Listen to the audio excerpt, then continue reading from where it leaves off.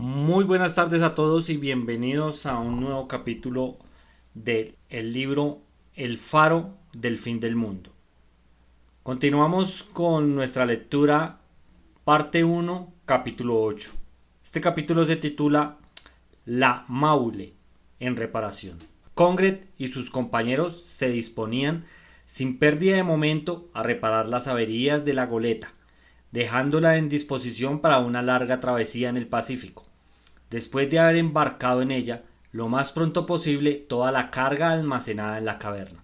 Las reparaciones del casco de la Maule constituían una operación de bastante importancia, pero Vargas, el carpintero, conocía bien su oficio, y no faltando útiles ni materiales, el trabajo se ejecutaría en buenas condiciones.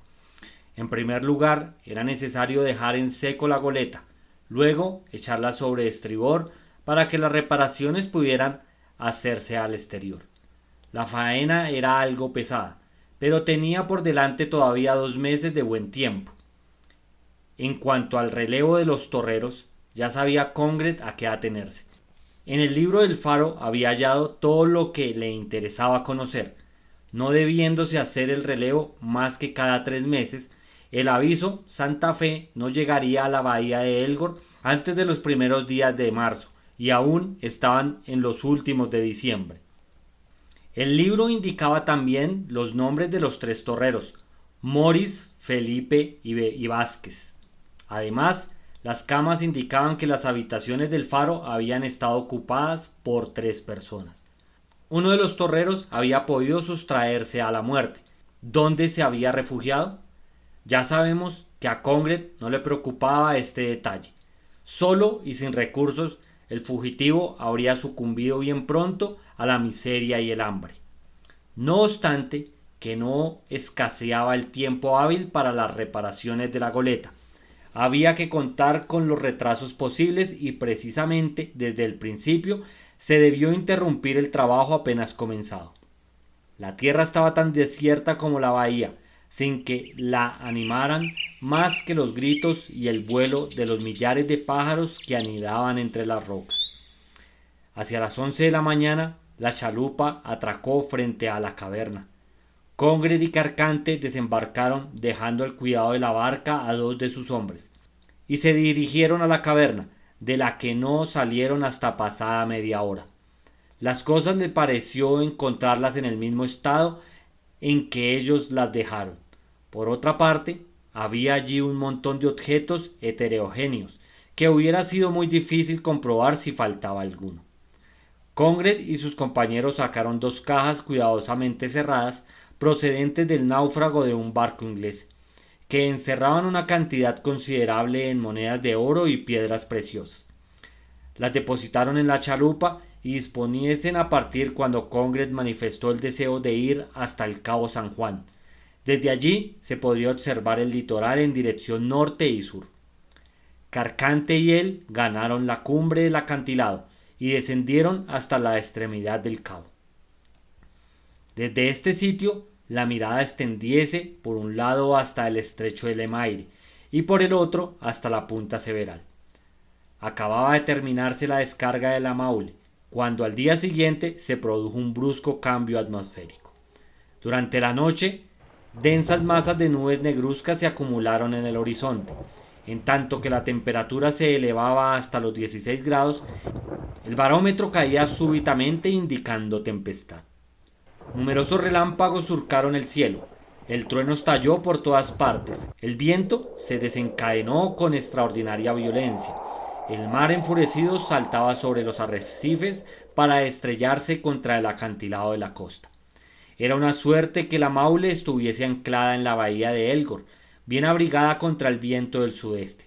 Con un tiempo tan malo, un barco de mucho tonelaje, fuera velero de vapor, hubiera corrido el riesgo de perecer estrellado contra la costa de la isla. Con mayor razón, un barco pequeño como la Maule. Tal era la impetuosidad de la borrasca que una verdadera gigantesca ola invadía toda la caleta. La marea subía hasta el alojamiento de los torreros, y los golpes de mar alcanzaban hasta el boquecillo de Hayas. Todos los esfuerzos de Congret y sus compañeros tendrían a mantener la Maule en su fondadero, Varias veces estuvo a punto de desprenderse del ancla, amenazando a estrellarse en la playa. Hubo un momento en que se temió un desastre completo. Aunque velando día y noche por la goleta, la banda se había instalado en los anexos del faro, donde no tenía nada que temer de la tormenta. Allí fueron transportadas las camas a bordo y hubo sitio suficiente para alojar a todos los hombres. No había tenido tan confortable alojamiento en todo el tiempo que llevaba en la isla de los Estados.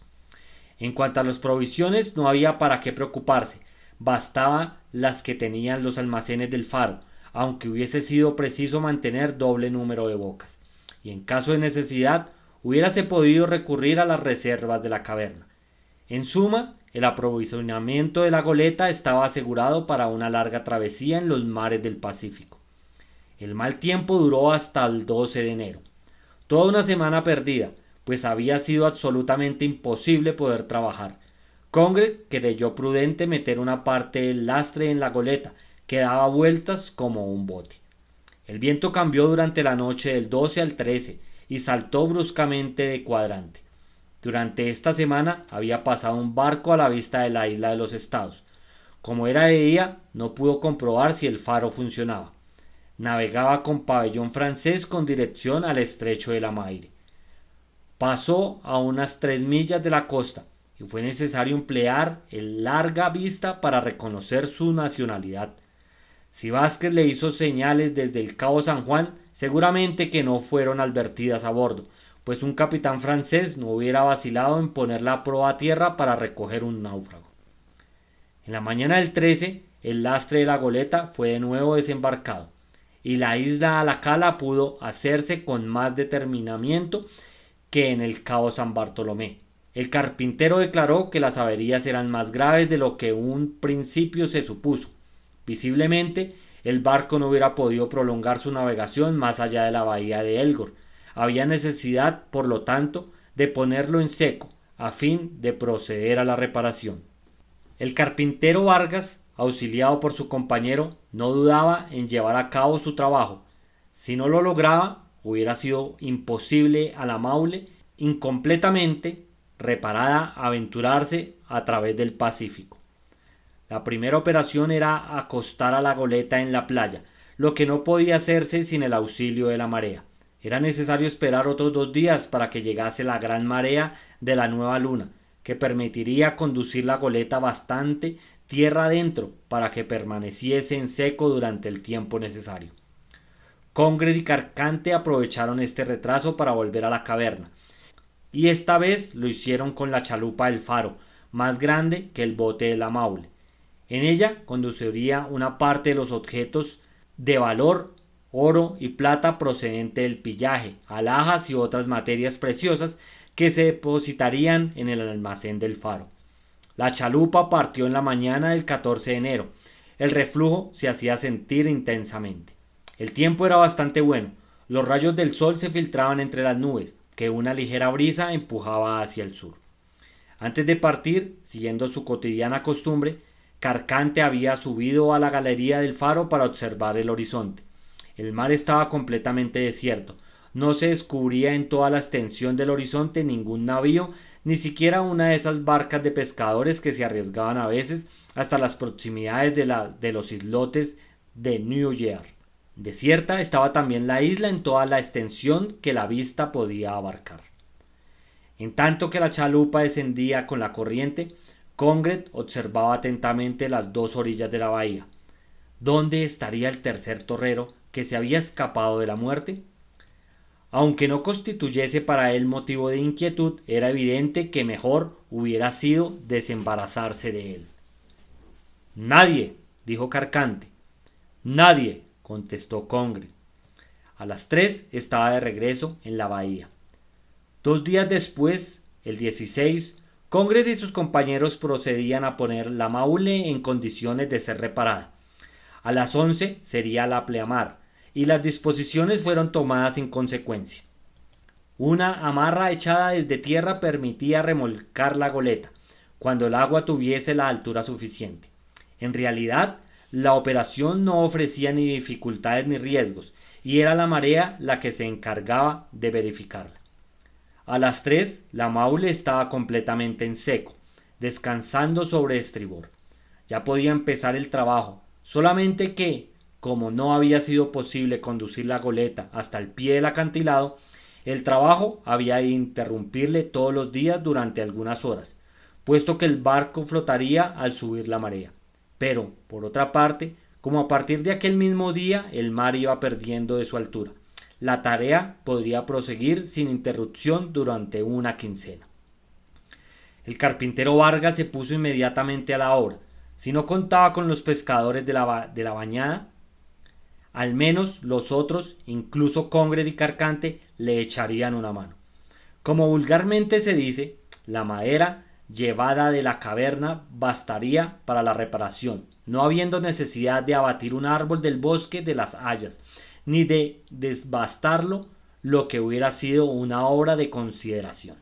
Durante los 15 días siguientes, Vargas y los otros trabajadores de firme, la mayor dificultad fue levantar las piezas que había de ser reemplazadas.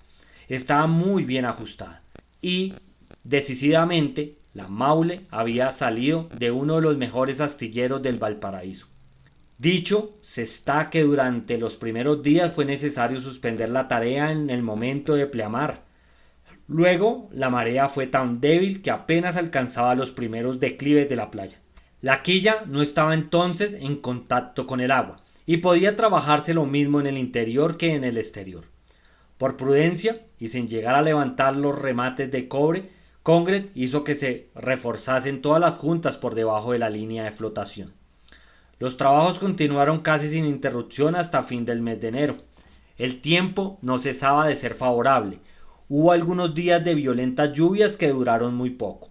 Durante este tiempo pudieron señalarse 2 barcos a la vista de la isla de los Estados. El primero era un vapor inglés procedente del Pacífico, que después de haber remontado el estrecho de la Maire, alejábase proa al norte, probablemente con destino a un puerto de Europa. Pasó en pleno día, a la altura del Cabo San Juan. Apareció después de la salida del sol y estaba fuera de la vista al anochecer.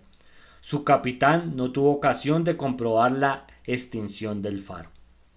El segundo barco no pudo saberse a qué nacionalidad pertenecía.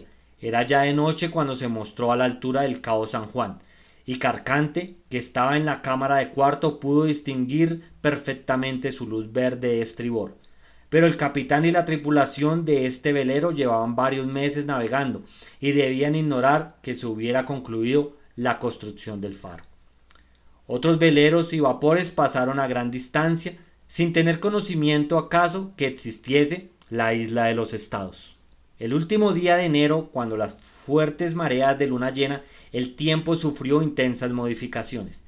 Afortunadamente, aunque las reparaciones no estaban concluidas, no había ya el temor que el agua pudiera entrar en la cala. Durante 48 horas, la pleamar rodeó el casco de la Maule, que se enderezó sobre la quilla sin acabar de desprenderse del fondo de arena. Congred y sus compañeros tuvieron que tomar grandes precauciones para evitar nuevas averías, que hubieran podido retardar mucho su partida. A partir del 12 de febrero, la marea empezó a perder intensidad y la goleta se inmovilizó de nuevo sobre la arena. Entonces fue más fácil calafatear el casco con su parte alta. Por otra parte, el embarque de la carga no había de retardar la salida de la Maule. La chalupa se dirigió frecuentemente a la caverna con los hombres que no estaban empleados por Vargas. A cada viaje la chalupa llevaba objetos que debían ocupar su lugar en la cala de la goleta. Estos objetos eran depositados provisionalmente en el almacén del faro. Así es que el cargamento se efectuaría con más facilidad, con más regularidad que si la Maule hubiera fondeado frente a la caverna. La entrada de la bahía, donde la operación hubiera podido ser contrariada por el mal tiempo. Sobre aquella costa, que prolongaba el Cabo San Juan, no existía otro abrigo que la pequeña caleta al pie del faro. Unos días más y las reparaciones estarían definitivamente acabadas, y la Maule en disposición de hacerse a la mar. Después de recibir a bordo el cargamento, efectivamente, el día 12 se daban a los trabajos los últimos toques del calefato. Hasta se había pintado al casco con unos tarros de pintura encontrados en una caja procedente de un naufragio. Congred aprovechó la ocasión para cambiar el nombre de la goleta, a la que bautizó con el de Carcante en honor a su segundo. Hubiese podido proceder desde luego el cargamento si, con gran disgusto de Congred y de sus compañeros, impacientes por abandonar la isla, no hubiera sido necesario esperar la próxima marea para poner la goleta a flote. Esta marea se produjo el 14 de febrero. Aquel día la quilla se desprendió de su lecho de arena y se deslizó sin esfuerzo, quedando a flote en la bahía. No había más que ocuparse de la carga, salvo circunstancias imprevistas. La Carcante podría en breve plazo zarpar de la bahía de Elgor, descender hacia el estrecho de Le Maire y navegar a toda vela hacia los mares del Pacífico. Bueno amigos, hasta aquí llegó esta parte del libro El faro del fin del mundo.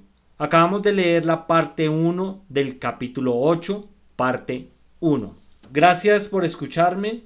Recuerden darle me gusta a los audios. Veo que en YouTube me han escuchado en varios países.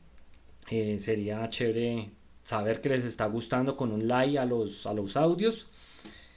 Y les agradezco compartir, y los que no están suscritos, pues que me ayuden suscribiéndose al canal. Gracias y hasta la próxima.